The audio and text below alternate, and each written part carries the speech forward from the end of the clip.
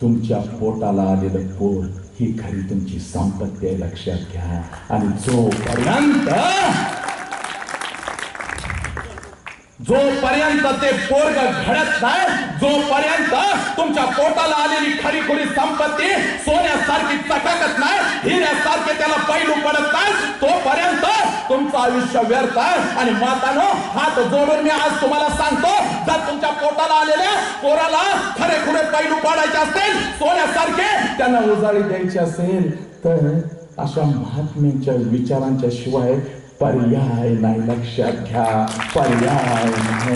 आज माझ्या किती लेकरांना पुण्यश्लोक अहिल्याई खऱ्या खुऱ्या अर्थानं माहित आहे, याचा विचार जरा करा. आज माझ्या किती लेकरांना आऊ जिजाऊ खऱ्या अर्थाने माहित आहे, याचा खरा खरा विचार करा. लक्षात घ्या, आज इथून निघून जाल त्यावेळेला सगळ्या पालकांना मला एवढंच सांगायचं आहे, या गावामध्ये जिथपर्यंत माझा आवाज जातो तिथपर्यंत सगळ्यांना माझा एक पहिला प्रश्न आहे. कोणता प्रश्न?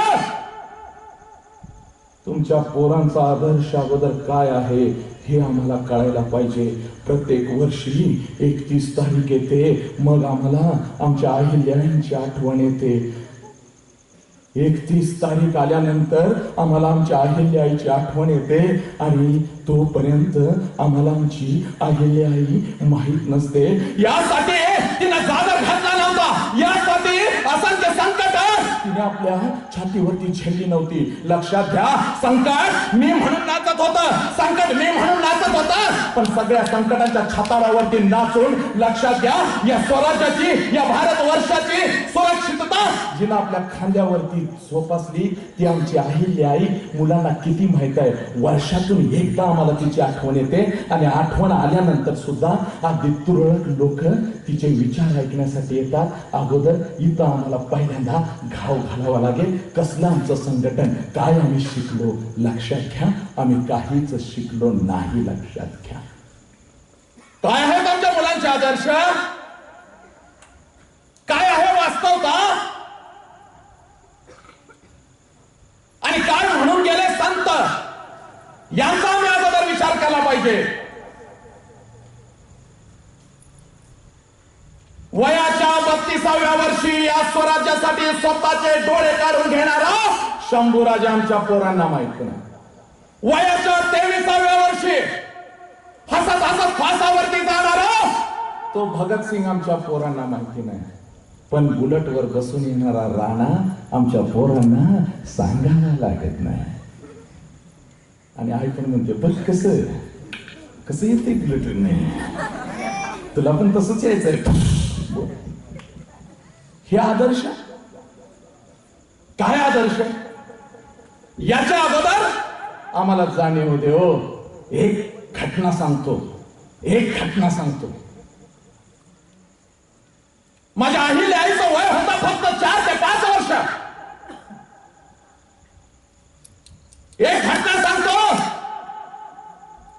आणि मग कुणाचं रक्त आमच्या अंगामध्ये उसळतं याची जाणीव तुम्हाला होईल.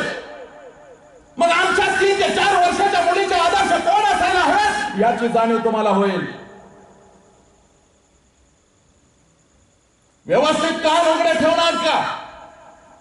माझ्या अहिल्याईचं वय 4 ते 5 ते 6 ते 7 वर्ष असावं. सामान्य कुटुंबातील, गरीब कुटुंबातील ही मुलगी, हे लेकरू इतर मुलांच्या बरोबर खेळत होता. इतर मुलांच्या बरोबर खेळत असताना अध्यात्म तिच्या काळजामध्ये होतं, अध्यात्म तिच्या हृदयामध्ये होतं. कारण आई वडिलांची परंपरा ती पुढे चालवत होते. अध्यात्मामधलं प्रत्येक खऱ्या माझ्या आईला माहित होतं. मुलांच्या बरोबरीने ती पळत होती, मुलांच्या बरोबरीने ती धावत होती. जे काही मुलं करू शकतात त्यांच्या 10 पटीने ती करत होती. वयाच्या 8व्या 9व्या 10व्या वर्षी, लक्षात घ्या. आणि ज्या वेळेला तात्या पंतोजी नावाची व्यक्ती इतर मुलांना हनुमानाच्या मंदिराजवळ इतर मुलांना घेऊन बसायचे आणि त्यांना अध्यात्म सांगायचे, त्यांना कौशल्य शिकवायचे. त्यावेळेला माझी ही लेक, त्या काळामध्ये मुलींना घराच्या बाहेर जाण्याची परवानगी नव्हती, स्त्रियांना घराच्या बाहेर जाण्याची परवानगी नव्हती. त्यावेळेला माझी आई, लक्षात घ्या, दूरवर उभं राहून प्रत्येक गोष्ट शिकत होती, प्रत्येक घटना शिकत होती. मुलं आत्मसात करतात त्याच्या कितीतर पटीने ते आत्मसात करत होते. आणि हे बघत होते ते तात्या गणूजी अभिमानाने त्यांची छाती फुगत होती. माझ्या मातीमध्ये, माझ्या गावामध्ये असा एक रत्न जन्माला आलं, जिला काही नाही शिकवलं तरी सगळं काही ती आत्मसात करते. आणि ते रत्न होतं माझ्या अहिल्याचं. लक्षात घ्या. आणि त्याची चुमक तिने दाखवून दिले. आज आमची 9 वर्षाची पोरगी बाजारामध्ये पाठवताना आम्ही 10 वेळ विचार करतो. सगळ्यांनी ऐकून घ्यायचा मी काय सांगतोय. लक्षात घ्या, 10 वर्षाची पोरगी जर आज आम्हाला बाजारामध्ये पाठवायची असेल आणि तिच्या हातामध्ये 2000ची जर नोट आम्ही दिली तर तिला 10 वेळा आम्ही सांगतो. काय सांगतो? अगं कुठं चाललीस? बाजारात चाललीस, 2000 रुपये दिले, इकडे बघ, लक्षात घे, व्यवस्थित आण, पैसे व्यवस्थित आण, जाताना वाहनं बघेतील, इकडून हे येईल, तिकडून ते येईल. लक्षात घ्या, हजारो प्रश्न आम्ही उभे करतो. उत्तर भारतामध्ये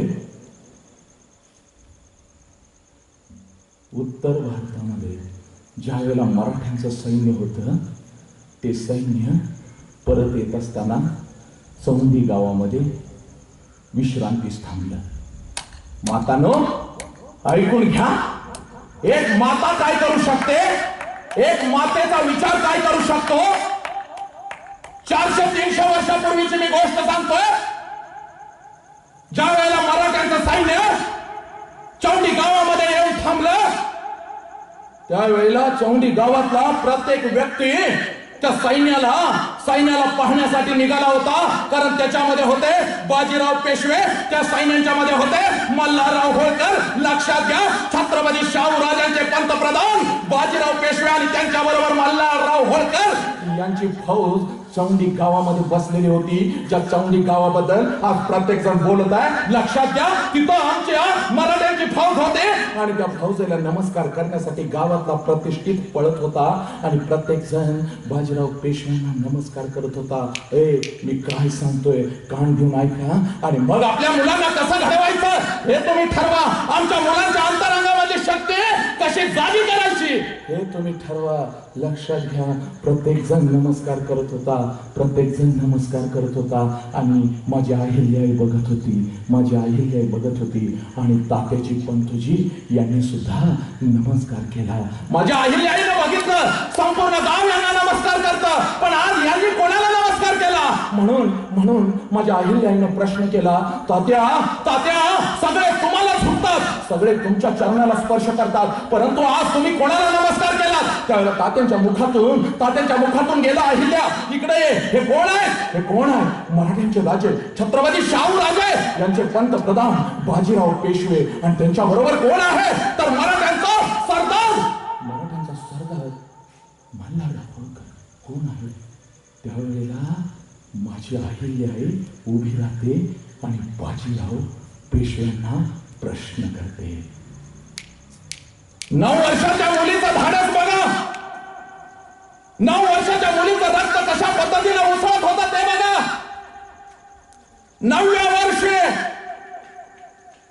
माझ्या अहिल्याईनं पहिला प्रश्न केला बाजीराव पेशव्यांना.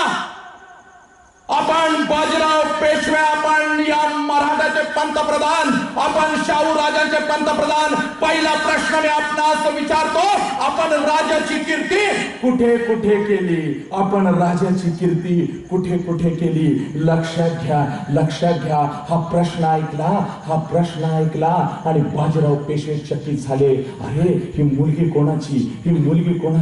हिने आम्हाला असा प्रश्न का केला? त्यावेळेला तिने पुराणाचे दाखले दिले. राजांचा सरदार जो असतो, राजाचा पंतप्रधान जो असतो, तो मुलूक जिंकतो. वत्स राजाचं उदाहरण देत माझ्या अहिल्याईनं हे सिद्ध केलं. वत्स राजाचा पंतप्रधान जो होता तो मुलकाच्या बाहेर निघाला, सगळा मुलूक जिंकला आणि आपल्या राजाचं नाव मोठं केलं. आपण आमच्या राजाचं नाव कसं मोठं केलं हे आम्हाला सांगावं. आणि बाजीराव पेशव्यांनी मल्हाररावांच्याकडे बघितलं आणि मल्हाररावांना सांगितलं, मल्हारराव, आपल्या घरची सून एकच शोभू शकते, जिचं नाव आहे पुण्यश्लोक अहिल्याई होळकर.